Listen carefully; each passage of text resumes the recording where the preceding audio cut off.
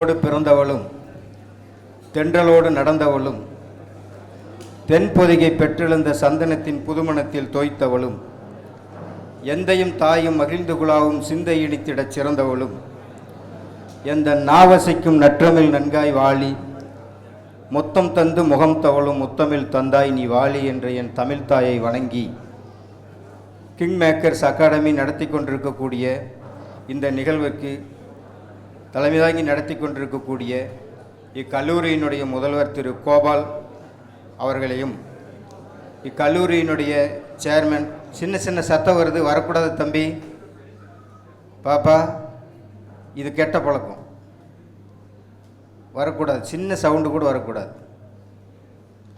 இக்கல்லூரியினுடைய chairman திரு doctor பழனிஜி Periyasamy ஐயா அவர்களையும் இந்த கிங் மேக்கர்ஸ் அகாடமியினுடைய எம்டி சிஎம்டி திரு பூமிநாதன் அவர்களுக்கும் இங்கு கிங் மேக்கர்ஸ் அகாடமியின் சார்பாக வருகை தந்திருக்கக்கூடிய திருமதி பிரியங்கா குமார் சேலத்தினுடைய இவர்கள் நிர்மல் பிரபு ஆனந்த் அவர்களையும் மற்றும் இங்கு அமர்ந்திருக்கக்கூடிய இக்கல்லூரி நிறுவனத்தினுடைய பேராசிரியர்கள், அருமை மாணவ மாணவிகள், உடன் வந்திருக்கக்கூடிய அலுவலக பணியாளர்கள் மற்றும் இருக்கக்கூடிய அனைத்து பணியாளர்களுக்கும் அனைவரையும் வருக வருகை என்று வரவேற்று என்னுடைய காலை வணக்கத்தை தெரிவித்துக் கொள்கிறேன். அதாவது முதல்ல ஒரு சின்ன செய்தி சொல்லிட்டு போயிடுறேன். ஒரு போட்டித் தேர்வு என்பது நாம் எப்படி நம்ம தயாராகணும், அப்படி என்றைக்கு நம்ம மனசுக்குள்ளே வருதோ அப்போ தான் நம்ம ஒரு செயலை நம்ம வெற்றிகரமாக நடத்த முடியும். 1994 நான் டிகிரி முடிச்சுட்டு பிஎட் முடிச்சுட்டு வீட்டில் இருக்கும் பொழுது குரூப் 4 எக்ஸாம் கால்ஃபர் பண்ணுறாங்க. குரூப் 4 இன்றைக்கி கிட்டத்தட்ட 32 வருஷம் ஆகி போச்சு. அப்போது ஒரு முதல்நிலை தேர்வு, ஒரு ப்ரிலிமினரி எக்ஸாம் போய் நாங்கள் விளையாட்டாக போய் எழுதுகிறோம். விளையாட்டாக போய் எழுதும் பொழுது அந்த முதல்நிலை தேர்வு நாங்கள் தேர்ச்சி அடைஞ்சிடறோம். அப்போது குரூப் 4 எக்ஸாமுக்கு 2 எக்ஸாம் இருந்தது 94. இன்றைக்கெல்லாம் ஒரே ஒரு எக்ஸாம் தான். குரூப் 4 எக்ஸாம் பாஸ் பண்ணால் நம்ம வேலைக்கு போயிடலாம். அன்றைக்கி மெயின் எக்ஸாம் இருந்துச்சு. நான் படித்தது சயின்ஸு. ஆனால் அங்கே மெயின் எக்ஸாமில் கேட்குறது எல்லாம் என்ன அப்படின்னு சொல்லிச்சுன்னா, பெரும்பாலும் history, geography, political science and science இதெல்லாம் சேர்ந்து ஒரு பேப்பர். ரெண்டாவது பேப்பர் தமிழும் ஆங்கிலமும் சேர்ந்து லாங்குவேஜ் ஒரு பேப்பர். ஸோ 2 பேப்பர் மெயின் எக்ஸாமில் நம்ம பாஸ் பண்ணணும். ஸோ நம்ம ஒரு அறிவியல் மாணவன், நம்ம 12வதுலேருந்து நம்ம சயின்ஸ் படித்தாச்சு, நம்மளுக்கு சோசியல் சயின்ஸ் தெரியாது, ஹிஸ்ட்ரி தெரியாது, ஜாகிரபி தெரியாது. இருந்தாலும் நாம் இந்த தேர்வை வென்றாக வேண்டும் என்ற ஒரே ஒரு எண்ணத்தை மட்டும் மனதில் நிலைநிறுத்தி கொண்டு, அன்று முதல் அன்னைக்கு இருந்த ஒரு 12th இருந்த ஹிஸ்ட்ரி புக் என்னன்னு சொல்லிச்சுன்னா முகலாய பேரரசு. முகலாய பேரரசுக்கு முன்னாடி, முகலாய வம்சத்துக்கு முன்னாடி லோடி வம்சம். லோடி வம்சம் தௌலத்கான் லோடி. தௌலத்கான் லோடியினுடைய தாய்மாமன் தௌலத்கான் லோடி, இப்ராஹிம் லோடி அப்போ லோடி வம்சம் அரசாண்டுட்டு இருக்குது. ஸோ இங்கிருந்து ஹிஸ்ட்ரி ஆரம்பமாகுது. லோடி வம்சத்திலிருந்து முகலாய வம்சம் பாபருக்கு அன்னைக்கு 11 வயசு இருக்கும் பொழுது, அன்னைக்கு இப்ராஹிம் லோடியினுடைய தாய்மாமன் தான் பாபருனுடைய படைக்கு தளபதி தௌலத்கான் லோடி. அவனுடைய தலைமையில் தான் பாபரனுடைய படையே போகுது. ஸோ பாபரனுடைய படைத்தளபதி பைராம் கான். ஸோ இந்த ஒரு சுச்சுவேஷனில் எப்படி முகலாய பேரரசு இந்தியாவுக்குள்ளே வருதுங்கிற அங்கு தொட்டு 1526 முதல் பானிபட் பாபருக்கும் இப்ராஹிம் லோடிக்கும் இருந்து நம்ம அப்படியே பாபர், ஹுமாயூன், அக்பர், ஜஹாங்கீர், ஷாஜஹான் அண்ட் அவுரங்கசீப் வரைக்கும் நம்ம படித்து, அப்புறம் நம்ம பொலிட்டிக்கல் சயின்ஸ் படித்து நாங்கள் மெயின் எக்ஸாம் எழுதுகிறோம். அப்போ முகலாய பேரரசு முழுவதுமாக அன்று படிப்பதற்குண்டான ஒரு வாய்ப்பு. நான் தேர்வில் வெற்றி பெற்றேன், வெற்றி பெறவில்லை என்பது அடுத்த கட்டம். எனக்கு ஒரு வாய்ப்பு கிடைத்தது. நான் இந்த முதன்மை தேர்வில் கண்டிப்பாக தேர்ச்சி அடைந்து ஏதேனும் ஒரு அரசு பணிக்கு நான் சென்றே ஆக வேண்டும் அப்படிங்கிற அந்த ஒரு வெறி இருந்ததுனால உட்கார்ந்து இரவு பகல் பார்க்காமல் அந்த முகலாய பேரரசனுடைய புத்தகம் முழுவதையும் அந்த 1 மாத காலத்திற்குள்ளே படித்து முடிக்கிறோம். அது மட்டும் இல்லை, அதோடு இருக்கக்கூடிய சிலபஸில் இருக்கக்கூடிய அனைத்து புத்தகங்களும். இறுதியில் என்னாச்சு, அந்த முதன்மை தேர்வில் சயின்ஸு மற்ற சப்ஜெக்ட் எல்லாம் சேர்ந்து வரக்கூடிய மதிப்பெண், அப்போல்லாம் மதிப்பெண் வீட்டுக்கு வரும், போஸ்டரில் வரும், 85 மதிப்பெண். லாங்குவேஜில் எனக்கு 59 மதிப்பெண். அன்று கட் ஆஃப் வந்து எவ்வளவு அப்படின்னு சொல்லிச்சுன்னா 2லும் ஈச் 60 மார்க் எடுத்திருந்தா நம்ம பாஸு. அப்போ எனக்கு எத்தனை மார்க் இல்லை? எனக்கு எத்தனை மார்க் இல்லை? 1 மார்க் இல்லை. ஸோ 1 மார்க் இல்லாதனால நான் என்ன சொல்லுங்கள் சத்தமா? 1 மார்க் இல்லாதனால நான் என்ன? ஃபெயிலு. சத்தமாக சொல்லணும். நான் வந்து என்ன ஆகிட்டேன்? ஃபெயில் ஆகிட்டேன். புரியுதா? ஸோ அந்த 1 மதிப்பெண் வாங்கியிருந்தா நான் எங்கேயாச்சும் ஒரு கவர்மெண்ட் ஆஃபீஸில் ஒரு கிளரிக்கல் ஸ்டாஃபாக இருந்து இன்றைக்கி நான் ஒரு சூப்பரண்ட் ஆகியிருப்பேன். ஆனால் அந்த 1 மார்க் எனக்கு வராத போனதுனால அந்த 2 ஆண்டுகளினுடைய உழைப்பு நான் வேறொரு நிலையத்தில் வந்து நாங்கள் பணி செய்து இன்னும் என்னுடைய திறமைகளை வளர்த்து கொள்வதற்குண்டான ஒரு வாய்ப்பாக அது அமைந்தது. இறுதியில் 96 நான் வந்து பெற்ற இன்டர்வியூவில் வந்து நான் வந்து 2ஆவதாக தேர்ச்சி பெற்று நான் அரசு பணிக்கு வந்தேன்.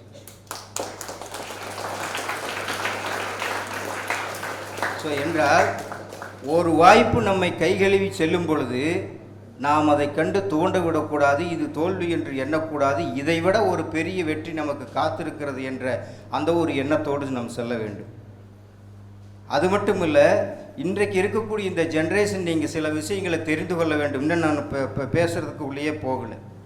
ஒரு 25-30 ஆண்டுகளுக்கு முன்னால் ஒரு குடும்பத்தில் இருந்து ஒருவன் வந்து படிக்கிறதுக்கு மேலே வரான், ஒரு கல்லூரிக்குள்ளே வந்து படிக்கிறான் அப்படின்னு சொல்லிச்சுன்னா அது சாதாரண நிகழ்வு அல்ல. ஏதாவது ஒரு இடத்துல ஒரு தனியார் பள்ளிகள் அப்படி இருந்த காலகட்டம் ஒரு 25-30 ஆண்டுகளுக்கு முன்னால் உங்கள் அப்பா அம்மா கிட்ட போய் கேளு, அவங்களுக்கு நல்லா தெரியும். அவங்களுக்கெல்லாம் அந்த கிட்டாத ஒரு வாய்ப்பு, அவங்களுக்கெல்லாம் எவ்வளவோ ஒரு அறிவுகள் இருந்தாலும், ஒரு எவ்வளவோ தன்னுடைய திறமைகள் இருந்தாலும், எவ்வளவோ தன்னம்பிக்கை இருந்தாலும் அடுத்த நிலைக்கு கடந்து செல்ல முடியாத ஒரு குடும்ப சூழ்நிலை, குடும்பத்தினுடைய வறுமை, யாரும் வந்து சப்போர்ட் பண்ண முடியாத ஒரு சூழ்நிலை.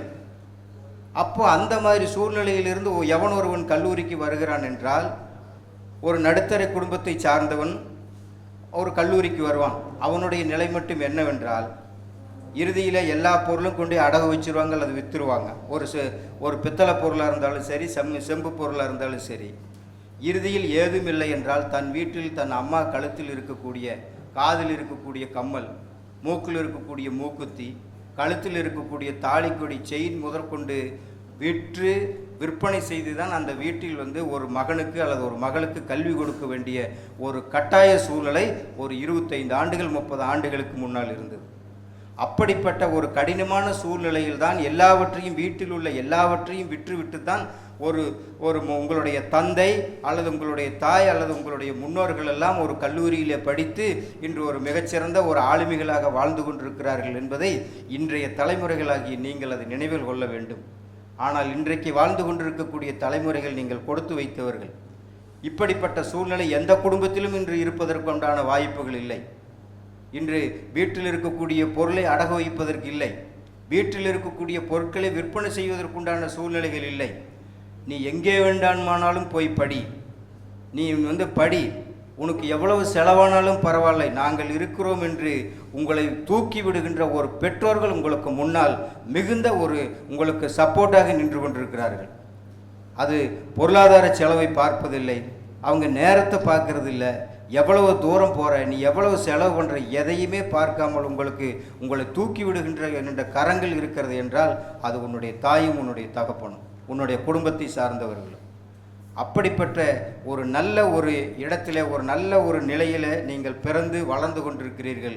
ஒரு செல்வாக்கான நிலையிலே வளர்ந்து கொண்டிருக்கக்கூடிய நீங்கள், அந்த தாயும் தகப்பனும் உனக்காக செலவு பண்ணுகின்ற அந்த பெற்றோர்களுக்கு நீ செய்யக்கூடிய ஒரு நன்றி கடன் என்னவென்றால், எப்படியாவது எனக்கு செலவு பண்ணுகின்ற இந்த பணத்தை வைத்து, சிலரெல்லாம் பார்த்தோம்னா உங்களுக்கு பேங்க்கில் எஜுகேஷன் லோன் போட்டு கூட கொடுப்பாங்க, பக்கத்து வீட்டில் கடன் வாங்குவாங்க. திடீர்னு ஒரு நாள், இன்றைக்கெல்லாம் பஸ்ஸு ஃப்ரீ, திடீர்னு காலையில் நம்ம வந்து எழுந்து போகிறதுன்னா ஒரு கிராமத்தில் பஸ்ஸுக்கு போகிறதுக்கு பணம் இருக்காது, காலையில் டிஃபன் செய்கிறதுக்கு நேரம் இருக்காது. உடனே போய் ஒரு ஹோட்டலில் ஒரு 4 இட்லி வாங்கிட்டு வந்து இருந்தால் போயிட்டு வா, உடனே பக்கத்து வீட்டில் போய் ஒரு பணம் ஒரு 50 ரூபா இருந்தால் கொடுங்க, நாளைக்கு வந்து தரேன், வாங்கிட்டு வந்துருந்தா நீ போயிட்டு வா. உங்களுக்கு அந்த வலியும் வேதனையும் தெரியாது. ஆனால் நான் பார்க்காத உயரத்தை, நான் பார்க்காத ஒரு நிலையை என்னுடைய குழந்தைகள் பார்க்க வேண்டும் என்று தோள் மீது தூக்கி உன்னை சுமந்து கொண்டு இந்த உலகத்தை காக்க அவர்கள் காத்து கொண்டிருக்கிறார்கள். அந்த பெற்றோர்களுக்கு நீ செய்யக்கூடிய நன்றி கடன், அந்த பெற்றோர்களுக்கு நீ செய்யக்கூடிய நன்றி கடன் ஏதேனும் ஒரு துறையில் ஏதேனும் ஒரு துறையில் நான் சாதித்து காட்டி என் குடும்பத்திற்கு நான் எழுந்து நிற்பேன். என் குடும்பத்தில் நான் ஒரு அரசு பணியை பெற்று நான் எழுந்து நிற்பேன். நான் ஒரு முதல் பட்டதாரி இல்லை, நான் ஒரு ஐஏஎஸ் ஆஃபீஸராக, ஒரு ஐபிஎஸ் ஆஃபீஸராக, ஒரு மிக உயர்ந்த நிலையில் அடைந்து என்னுடைய கிராமத்திற்கும் என்னுடைய பெற்றோருக்கும் நான் பெருமை சேர்த்துவேன் என்ற அந்த வைராக்கியம், அந்த ஆசை உனக்குள்ளே இருந்தால் மட்டுமே நீ வெற்றி அடைய முடியும். இன்றைக்கி கிங் மேக்கர்ஸ் அகாடமி ஒரு ப்ரோக்ராம் நடத்துது, நான் உட்காந்துட்டோம், ஏதோ சொல்கிறத கேட்குறோம், நம்ம வெற்றி அடைஞ்சிருவோமா? சத்தியமே முடியாது. உனக்குள்ள ஒரு வெறி இருக்கணும், உனக்குள்ள ஒரு தன்னம்பிக்கை இருக்கணும், உனக்குள்ள ஒரு ஆசை இருக்கணும், உனக்குள்ள ஒரு லட்சியம் இருக்கணும். இதுதான் என்னுடைய குறிக்கோள். என்கிட்ட என்ன சார் இருக்குது? என்கிட்ட எதுவுமே இல்லை. எதுவுமே இல்லாத ஒருவனால் தான் சாதிக்க முடியும் என்பதை நினைத்து கொள்ளுங்கள். என் வீட்டில் எந்த பொருளாதாரம் கிடையாது, எனக்கு எந்த சூழ்நிலையும் கிடையாது, எனக்கு படிப்பதற்கேற்ற எந்த ஒரு வசதியும் கிடையாது. ஆனால் என்னிடம் என்ன இருக்கிறது? என்னிடம் திறமை இருக்கிறது. என்னுடைய திறமையின் மேல் எனக்கு ஆழ்ந்த நம்பிக்கை இருக்கிறது. இந்த திறமையும் நம்பிக்கையும் என் ஆழ்மனதில் ஆசைகளாக அழுத்தி கொண்டிருக்கிறது. இந்த ஆசைகள் தான் ஒரு நாள் ஒரு சாதனைகளாக உங்களுக்கு வெளிப்படும் என்பதில் மாற்று கருத்தில்லை. ஸோ நீங்கள் முதலில் உங்களுடைய மனதை தயார்படுத்தி கொள்ள வேண்டும். எல்லாரும் சும்மா எதை பேசுகிறாங்க, கேட்குறாங்க, இதெல்லாம் முடியுமா சார், இதெல்லாம் நடக்குமா சார், இதெல்லாம் இன்னைக்கு வாழ்க்கைக்கு ஒத்து வருமா அப்படிங்கிற ஒரு நிலை இருந்தால் நீ எத்தனை வயசானாலும் நீ சாதிக்க மாட்ட. நீ எந்த காலத்திலே உன்னால் எழுந்து நிற்க முடியாது. அப்படிப்பட்ட ஒரு நிலையை நீங்கள் எண்ணாமல் என்னால் முடியும் என்ற ஒரு நம்பிக்கையை மட்டும் நீங்கள் வளர்த்து கொள்ள வேண்டும். முதலில் நீங்கள் ஒரு லட்சியத்தை உருவாக்க வேண்டும். என்னுடைய லட்சியம், நான் ஒரு கலெக்டர் ஆகணும், நான் ஒரு ஐபிஎஸ் ஆகணும். தம்பி, டேய் லாஸ்ட் பெஞ்ச், டேய் உங்களை தான், உனக்காக தான் பேசிகிட்டு இருக்கிறேன். நாம் ஒரு லட்சியத்தை வளர்த்து கொள்ள வேண்டும். என்ன லட்சியம்? நம்மளுடைய லட்சியம்னா நம்மளுடைய லட்சியத்தை விட்டு கொஞ்சம் கூட நம்ம பேசக்கூடாது. இதுதான் நான் ஆகணும் அப்படின்னு நம்ம மனசுக்குள்ளே ஒரு லட்சியத்தை உருவாக்கி கொண்டால் அந்த லட்சியம் குறிக்கோளாக மாற வேண்டும்.